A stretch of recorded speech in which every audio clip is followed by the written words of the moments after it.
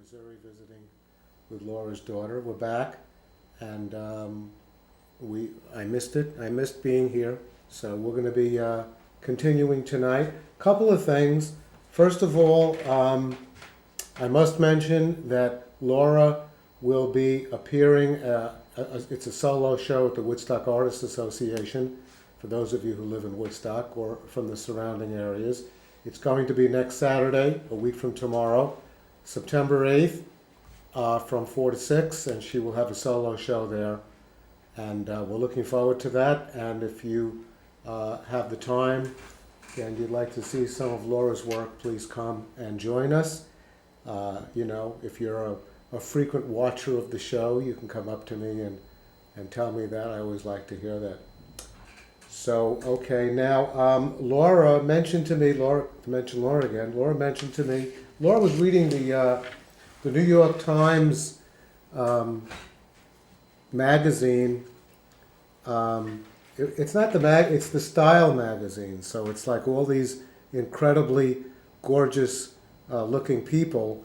And she happened to be thumbing through this and noticed that one of the advertisements for some of the clothing is on the walkway to one of my favorite locations, and a location that I've shown you many times, and that is the town of Civita di Banreggio. So that's what that is in the background, and they're on the very bottom of the walkway, and you could see in the background that there's people actually walking up the walkway. So they couldn't clear the whole thing for their advertisement, but that this is what they chose as a very evocative site in Italy, and a very beautiful site. And that's quite a beautiful picture right there. So you never know when Italy may come up in the future. So let's go to tonight's show, which is going to be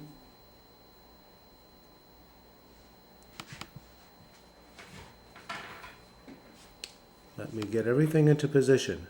A little slow moving here because I've had a week off. So tonight, believe it or not, we are going to be going into another area of Tuscany. And I'm sure that there are people, watching this who are saying, how many areas of Tuscany can this guy possibly do? And the answer is that Tuscany is a vast area of central Italy, and it's really, quite an amazing and diverse area. And I thought I'd start out the show tonight by talking about some of what Tuscany has to offer. And I found this really great map in one of the books that I was looking through this past week, and it gives you Toscana is the Italian name for Tuscany, and it's in yellow right there in the middle. And it's indicated as Firenze, which is of course the Italian name for Florence. And you could see that Tuscany kind of dominates that whole central area there. And you could see how, unbelievably large it is. One of the areas that we spoke about a couple of weeks ago was Orvieto, which is located in Umbria, which is slightly to the bottom and to the right of Firenze in green. And you can see that that's a much smaller area. And then, of course, you see Lazio down there where we've been as well, and some of the other areas that I've mentioned. And there's Tuscany, and there's, a highlight of it compared to some of the other areas. And you could see that it's really a very vast area. And, to go to the map that I drew, this is my makeshift map that I'm always a little embarrassed to show because it's not a great map. I'm not an artist. But this gives you a really good picture of where we've been in Tuscany over the past many, many months that I've been doing the show. And you can see that there at the very bottom is what I called southern Tuscany, number 1, and that very, very large central area, which is number 2, and number 3 is the Casentino, which we've been to a few times, most recently when we did the Via dei Sette Ponti, And then right next to it, to the left, is the region known as Chianti, with Florence right there at the very top. And, the area that we're going to be doing tonight is that area number 5. And that's, kind of like not a really great diagram, but that's pretty much where we're going to be in what I called Western Tuscany. And I must say that, Western Tuscany includes some of what we'll be doing tonight is part of Western Tuscany, but there is a vast area that I will probably, not be doing for at least a while or maybe forever, because I've never been there, nor do I have any intention in the near future of going there. But it's this very, very large area over here. You see where Pisa is, and the area down here is a very, very interesting area of Tuscany. And there's, a lot of beach resorts along here, because as you could see, it's right on the Mediterranean Sea. And there's a very beautiful town known as Viareggio, which is, where Tuscans go to the beach when they want to, loll in the sun. And, that's another area. But tonight, we are going to be looking at this area, really, of what I call northwestern Tuscany. And again, this is the route that we're going to take tonight. We're going to start at Cinque Terre. And the reason we're going to do that is that when Laura and I took this trip through this northwestern part of Tuscany, we started right here in La Spezia. And this is where we were when we were visiting Cinque Terre. And then we drove right down here through the coast, down the coast, to the town of Massa. And then we decided to cut across this way, going east, into an area known as the Alpi Apuane, which is the Garfagnana Mountains, which is a very rocky area of western Tuscany. And we were going to drive all the way out over here and then come down to the south here to where my friend Lydia lives in Chiesina. So that was the intention. But as you could see from looking at this diagram, the line indicates that we went about as far as half of where we were going and then turned back. And that's a story that we will be focusing on tonight. This is a really great map that I have of exactly the region that I'm talking about. And you could see that as we come down this red line, which is the main road down the coast of Italy along the western shore, you pass first the very famous town of Carrara, which has the white marble that has been mined for many, many hundreds of years. Michelangelo got all of his marble from Carrara. And then we come down here to Massa, and this is our starting point for then going through the mountains. And our goal was to wind up all the way over here at the town of Castelnuovo di Garfagnana. And then we were going to come down here past the town of Barga. We were going to make a brief stop off here at Bagni di Lucca, and then down here to Lucca, where we've been, and then we would drive along the autostrada to get to Lydia's house, which is just south of Monte Catini Terme. Okay, so that was the intention, but it didn't turn out that way, and you'll see why as time goes on. One of the problems was that, as you could see this road right here, you see this yellow line coming to the right of Massa, you could see that it's kind of bending back and forth. And this was very disconcerting. Now, the trip from Massa to Castelnuovo did not look like a very long trip. To me, on the map, it looked like maybe an hour and a half to 2 hours. But as we drove along this road, we had some very interesting adventures, not least of which were signs pointing to Castelnuovo. And I remember one sign that was very interesting. It said Castelnuovo, 15 kilometers. So we said, okay, well, it's a slow ride, but we shouldn't be there in very long. And then we drove a little further to this point and realized that this point was actually behind this original point. So the next sign we saw was a sign that said Castelnuovo, 20 kilometers. Now, when you're driving along a road you've never been to, through mountains that seem pretty daunting, and you see signs where the town that you're going to is actually further indicated to where you just were 20 minutes ago, it's a little disconcerting. And we had other adventures as well, which I will now show you some of them.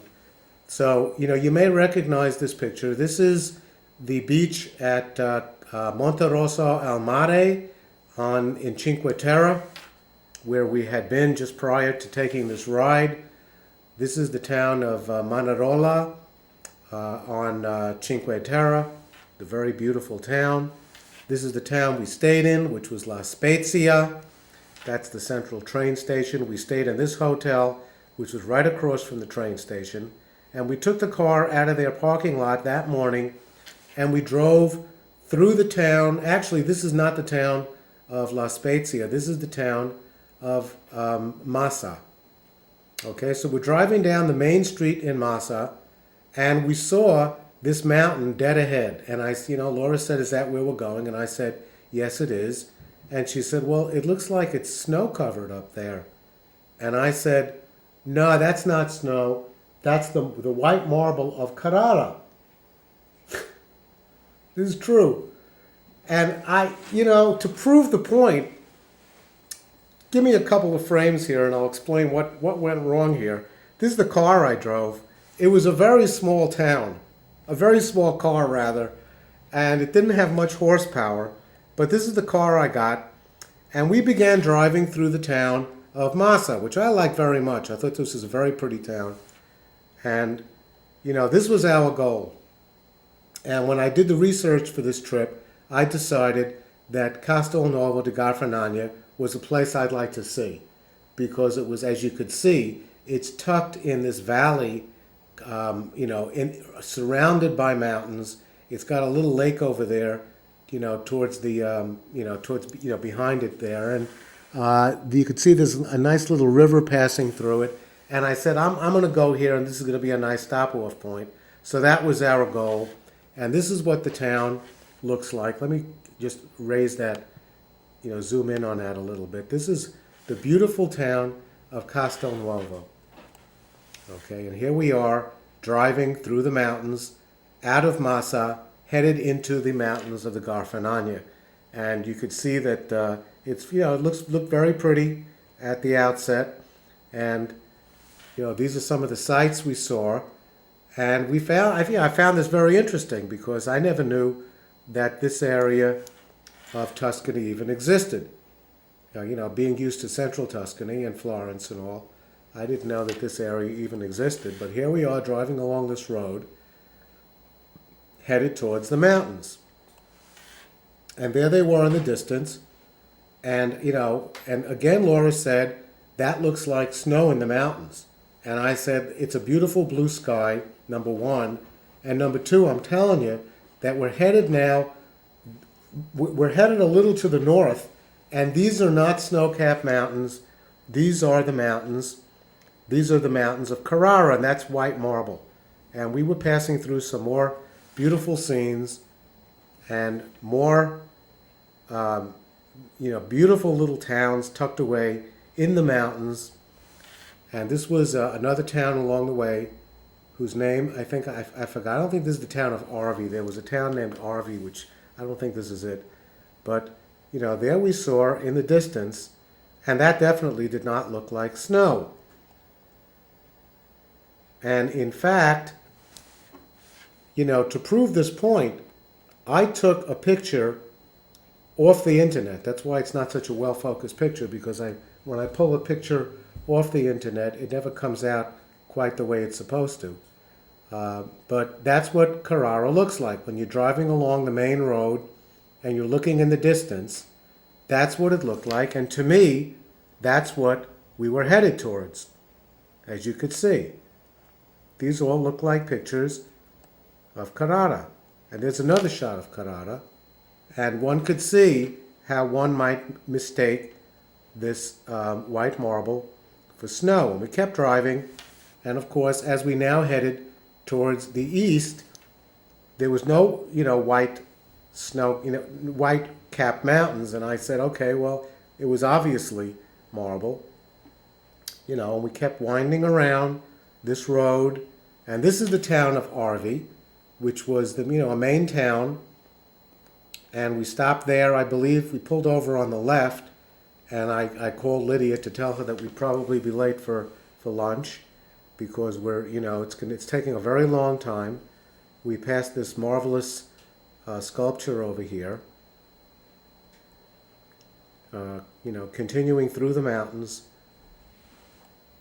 and headed in that direction.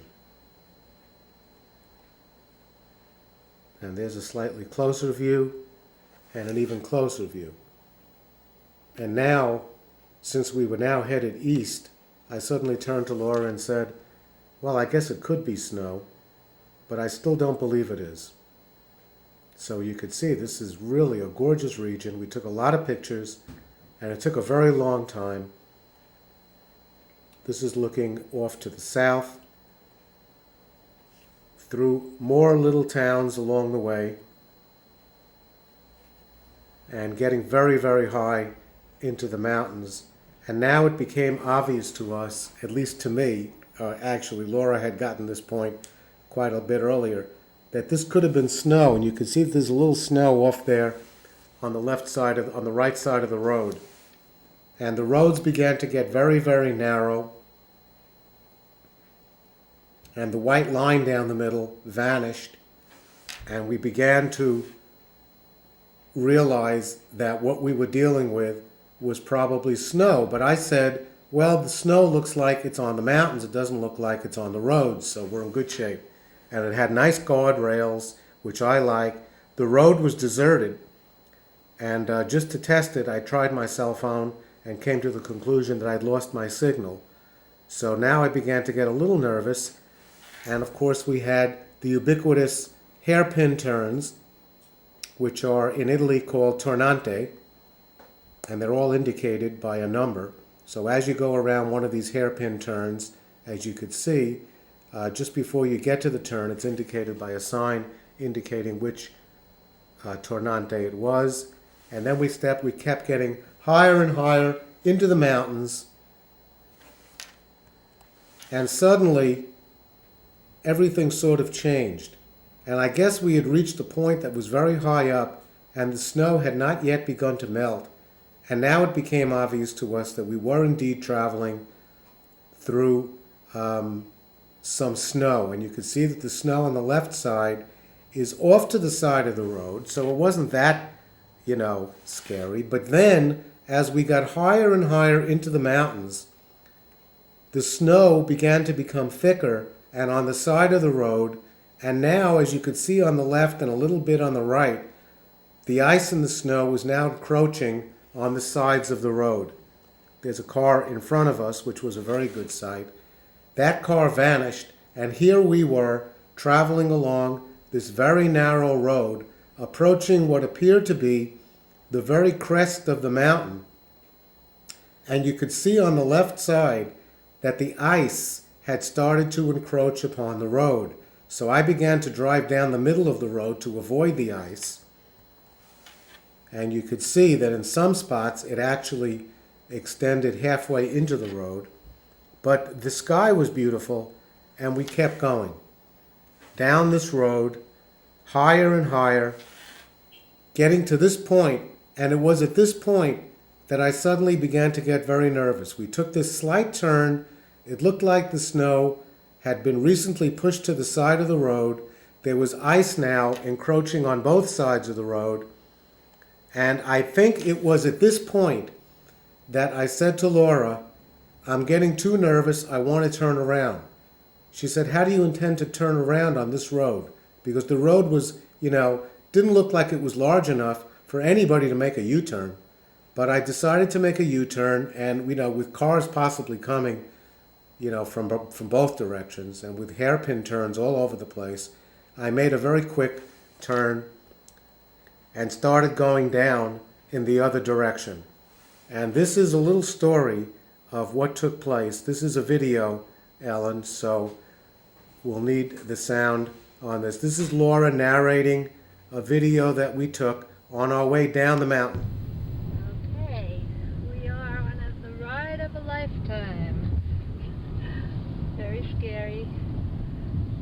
Hairpin turns, that's the one we're now making.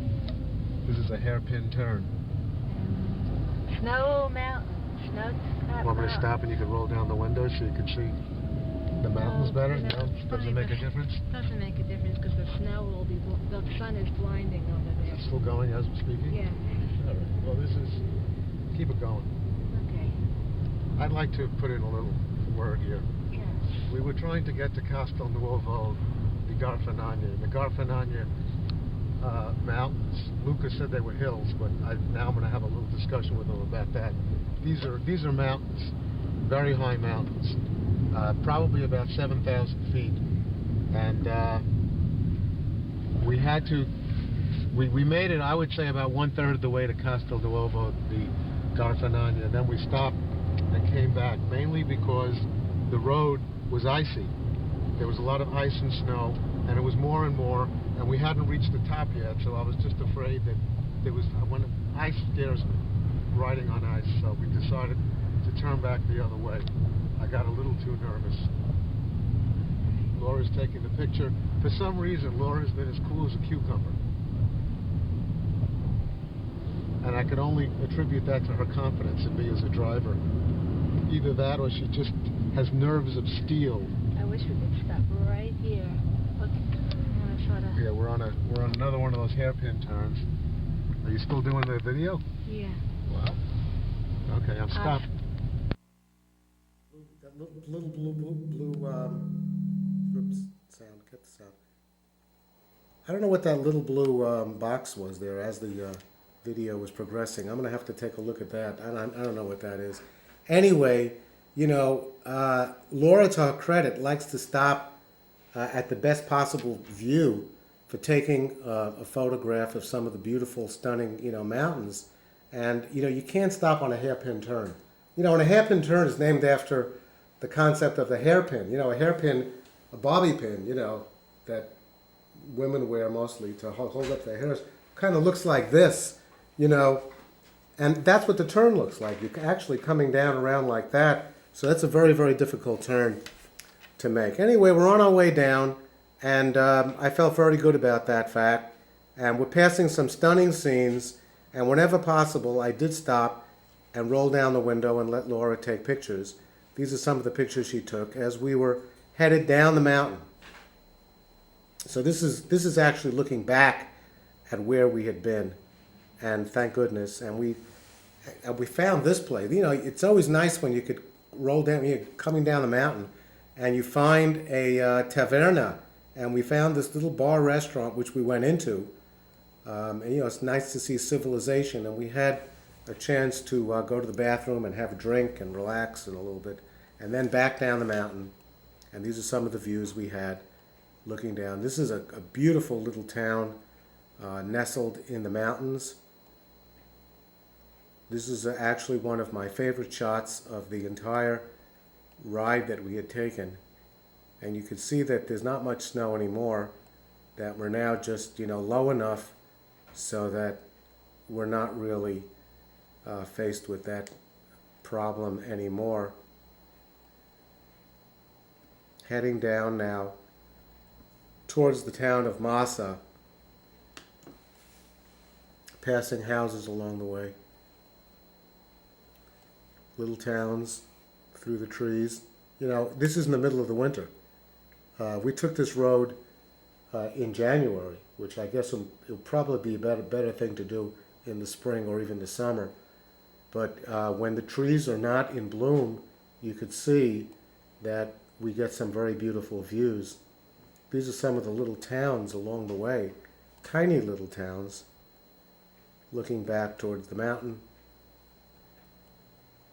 Look at this scene. This is also one of my favorites. There's like a little town over there, right in the dead center, with the church over there on the left. That's a better view of it. Look at the view those people have. And this is kind of looking up towards the mountain as we now get down towards the town.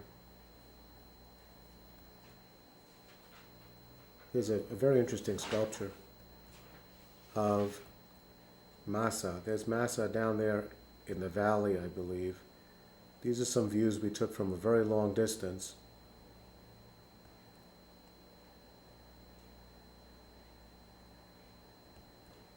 And there's Massa. So when I got to this point, I breathed a sigh of relief.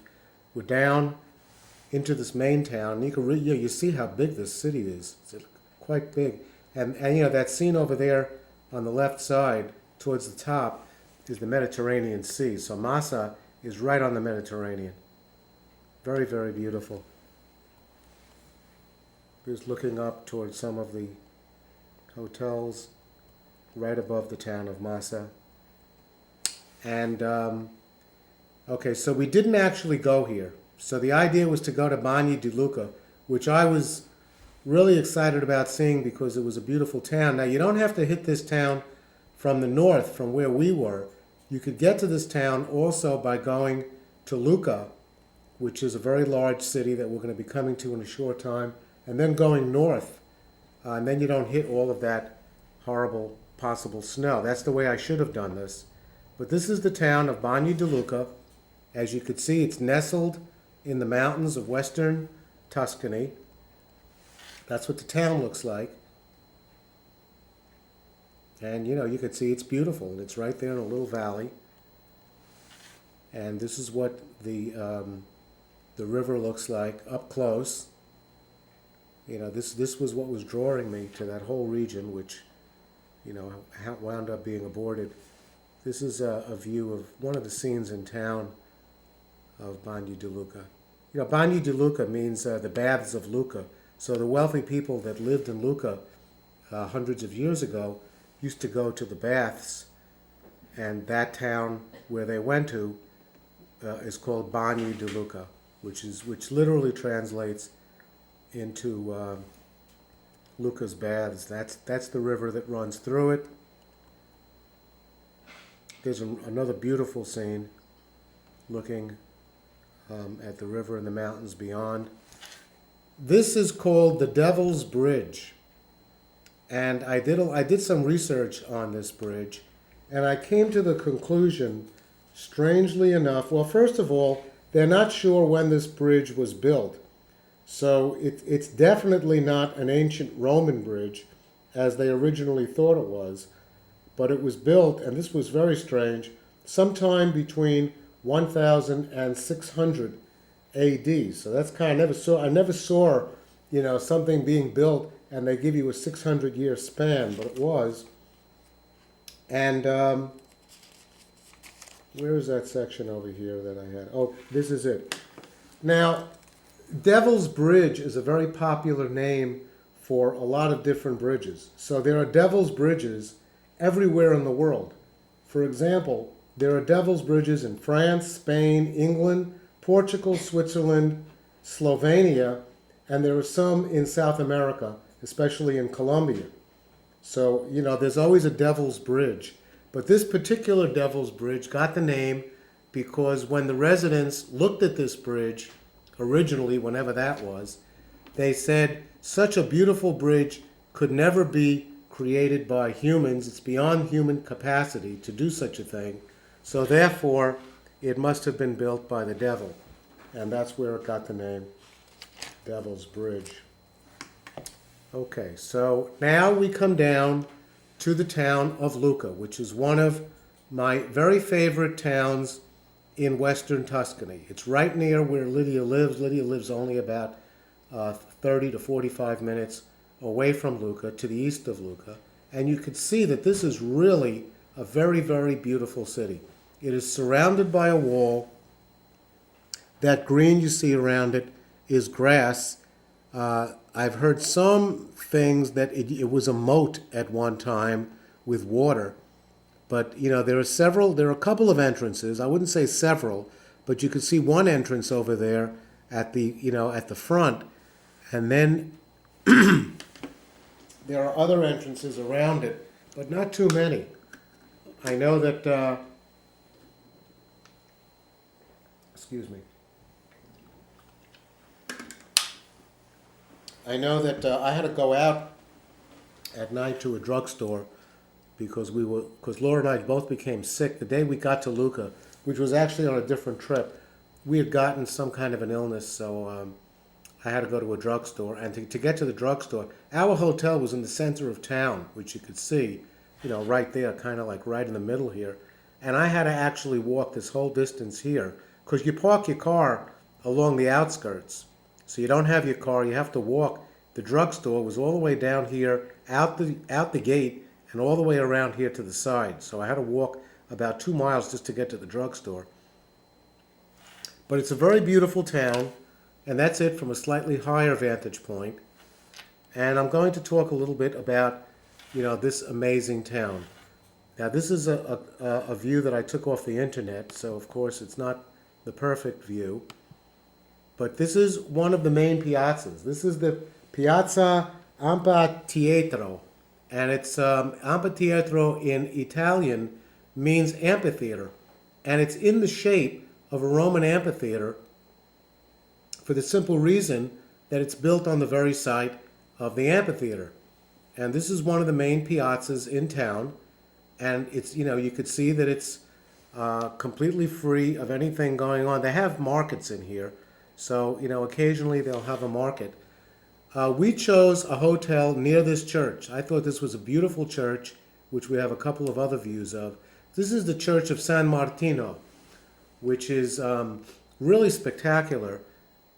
Excuse me, not the Church of San Martino, the Church of San Michele, which is a beautiful church. There's a close-up of it. It looks very similar to the Church of San Martino, which you'll see in a little while. We were on this piazza. There's a really close-up view of it. And it happened to be, opera fans will note that this is a portrait of Puccini. Now, Puccini is the famous creator of operas. Namely, I'm not an opera fan, so I'll have to read this to you. Tosca, La Bohème, and Madame Butterfly. This is the fellow who wrote all those. And he was born in this house right here, right in the center of Lucca. And that's his house right in the middle there with an awning. I think it's now a bar. But that's the house that Puccini was born and was raised. And it was right near this street, which is the street on which our hotel is located. This is a picture we took off the internet, but it looked like a very, very pretty hotel. Let's see if I can zoom in on that. It had a lovely lobby. I like hotels that are right in the middle of town. I like hotels that are usually 3 or 4 stars, and they have beautiful lobbies because I enjoy very much sitting in the lobby. And this is part of the lobby, but actually the breakfast area of the hotel. It's called the Hotel Piccolo Puccini, which means the small hotel. Piccolo means small, so the small hotel that was named after Puccini. And these are some of the views of Lucca as we walk around the town. This is that main piazza that we just saw from up above. And you can see that there's markets now along the side. This is the Tower Gungi, which is a very famous tower. There's another view of the piazza. It's a pretty town. Now, we were sort of confined to our room this particular Sunday afternoon because we weren't feeling well. But we had this accordionist playing below our room.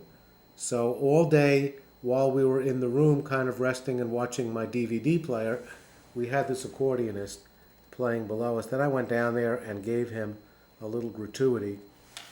And this is me. I think I was on my way. I possibly could have been on my way to the drugstore at this point, but it was really a nasty day. So it was not a bad idea to stay in the room. But it was kind of a rainy day, but very, very pretty little town with narrow streets and those beautiful stores along the left and the right. This is when I got down to, I think I took the camera with me because I wanted to take a picture of what the piazza looked like. This is the church of San Martino. which, as you could see, is very similar to the Church of San Michele that we were looking at just a few minutes ago. And you'll also notice that the campanile is built right into the side of the church, which is not, not usual in Italy, but certainly it happens. And we have a little video here. There's no sound, so don't bother with the sound on this. This is just Laura taking a very, very fast video of what the inside of the church looks like. It's a very beautiful church with a very beautiful ceiling. There's that blue box there. I don't know what that is, but we're going to have to obviously take a look at that when I get home. This is, we don't even have to play this video. I just wanted to show this because this is what the baptismal font looked like. And I thought it was arguably the most beautiful baptismal font I've ever seen. It's that, right there in the middle with the oval roof and, very, very beautiful church. And this is me doing a little narration of not the church of San Martino, but the catacombs of the church of San Giovanni. So here is a little narrative on that. And first I was very reluctant to speak because there was a big sign right outside that said, no picture taking, and Laura's taking this video, so I was a little tentative when I first started. Here it is. You're on. This is very illegal, what we are. You don't have to whisper. Oh, excuse You me. could be talking to me. Okay. We are in the bottom, this is underneath the church of San Giovanni in Lucca. And these are ancient Roman ruins. Lucca was an ancient Roman city, and the town of Lucca is actually built right on top of the ruins. And this church gives you a glimpse of what the ruins looked like all over the town of Lucca, but this is just underneath the church. I like the mosaics, because you could see handiwork. Many of this stuff, they say, is from the 7th century AD, which makes no sense to me because by that time Rome had fallen, so I don't understand. So you get that in Italy. You get these amazing churches, and in the catacombs of the church, you get because churches are built on top of each other. So this was the Roman church, and some places in Italy they're actually the Roman church, the Roman temple was below it, the main church, the modern church, and then below the Roman temple was an Etruscan temple. So you get, everything is built kind of on top of each other. Some of the mosaics down there were really extraordinary. This is from the Roman period, which was, in the first millennium AD. And then we're back outside, and this is a view of some of the streets. Again, you could see it was raining, but this was one of the main piazzas. Very pretty. And the streets, as you could see, people with umbrellas, because it was kind of a nasty day.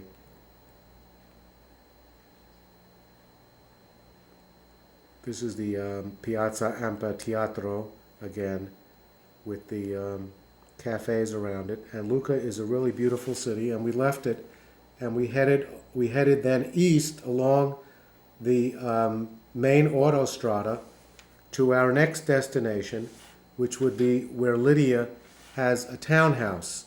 So we're now driving along the autostrada, headed towards Montecatini Terme, and when we get to Montecatini, we get off at the exit and then take a little southerly route for maybe about 10 or 15 minutes, and we come up to the town of Chiesina Uzzanase. Now, Chiesina Uzzanase is the town that Lydia chose to live, and it's about 40 minutes to the west of Florence.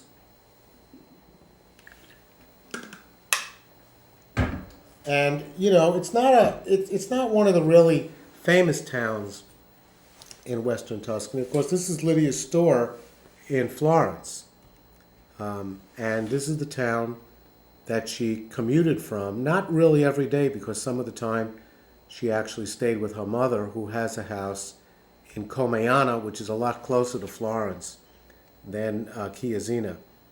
But this is what the town looks like. I took this one off the internet. and apparently I'm not able to get the zoom on that for some reason. But this is what Chiesina looks like, some of the houses. Okay, and of course this is Lydia standing outside of her townhouse. You know, it's a modern dwelling. It's you know, there's a row of townhouses, and this is the entrance to Lydia's house. It's a, you know, little kind of patio area there with a garage on the left side. And there's another picture. There's Lydia and I standing outside. And this is the view from the back of Lydia's house. And, you know, although it's not a really beautiful town with all the telephone poles and so on, you could see that when she looked towards the north, she has this beautiful view of where we had just been. You know, to the distance there, you could see the mountains where we had just spent time driving through. This is me. She has a little terrace right on the back. This is Lydia with her nephew, Marco, who used to be a little kid, and now he's a giant. And that's me standing next to him. I used to tower over this kid when I first met him many years ago. And that's Lydia in her kitchen. And, you know, Lydia is a fabulous cook. And she's cooking up a storm. This is a very pretty kitchen that she had. Different from what we would expect, but she had very interesting cabinets. That's me in her living room, you know, talking to Lydia as she's cooking a meal for us. And this was the meal she cooked. You know, she said, would you like me to throw something together for you? Because they had eaten already, but she said, I could throw something together for you. Would you like some pasta ragu, which is my favorite? And we would, you know, right after we took this picture, we sat down and had this amazing meal. And this is a little video I took, so I could do a little narration here. I'm going to have that miserable Just press it, right? box there in the middle. Okay. I'm walking into Lydia's house. I'm going up from the hallway. This is a little sitting area, her living room. Here is the dining area. There's Laura and Lydia herself. This is the table that's set for dinner. There'll be 5 people for dinner. Laura, me, Lydia, and her 2 friends, Leonardo and Veronica. This is, I'm spanning around now, this is Lydia's kitchen, which is a beautiful kitchen. Very big. Okay. And I won't go upstairs. Those are the bedrooms, and very nice. We have our own area. And we are delighted to be here. And we thank Lydia very much for her hospitality. And this is Lydia's house. The bedrooms, because, you know, that was kind of private. So I didn't go up to the bedrooms, but she had 2 floors above this. One floor was where she was, you know, where her bedroom is, and the floor above it was where the guest bedroom is, where we had our own floor and our own bathroom. It was a very, very nice place. This is Lydia's brother who stopped by. His name is Mario, and that's his wife Annalisa, who have also had us for dinner many times, and we're friendly with them. And this is a beading demonstration. Laura, in addition to being an artist and a great photographer, also does beading. And there was a video that we did, but I didn't, you know, want to show it because we don't have time. But there's Lydia and Mario and Annalisa watching Laura do her beading. And these are all, you know, remember, these are craftspeople. These are Lydia and her family make leather products, so they're very interested in Laura making her beads, and they were fascinated by this whole process, especially Mario. You could see his, you know, how intent he is on looking at this. And then this is just as we were about to sit down for dinner at Lydia's table. This was some antipasto that she had created. You could see there's some prosciutto over there on the right, and there's some bruschetta right there in the middle. And it was quite a meal, you know. It's like, you know, I don't expect Lydia to be this great cook, because I know her sister Chiara is a great cook. And whenever there was a big dinner, Chiara and her mother Angela did a lot of the cooking, as well as Annalisa. But Lydia is a fabulous cook. She just, runs the store, so she doesn't have as much time, with a great bottle of wine there on the left side. And these are the people with whom we had dinner. There is Veronica. I'm going to try to pronounce it the way they do in Italy. It's Veronica in the United, in English, but it's Veronica. And she spoke a lot of English because she worked in a store in Florence. And that's Leonardo, who spoke very little English, but she translated for us, and that's me and Lydia there. And the next show we're going to be doing, which will be next week, will be the second part of Western Tuscany, about the town of Pisa. And I decided that we would call this show Pisa, A Tale of Two Cities. And the reason I did that was because Pisa is really two things. It's really, the very famous Leaning Tower, which you see right there, and the very famous buildings on what is called the Campo dei Miracoli, which is where most of the tourists hang out. But it's also a very beautiful city in its own right. And we had the privilege of staying in a gorgeous hotel, and we had also the privilege of interviewing the owner of the hotel, which I have on video for next week. And we had dinner that night in a very beautiful restaurant. So I thought of Pisa as being really a tale of two cities, the tourist part and the untouristy part. And that will be the next show that we will be doing. So this is back to the beginning now. And that is tonight's show. So thank you for watching. And it was a pleasure bringing you the first half of Western Tuscany. And buonanotte e buona fortuna.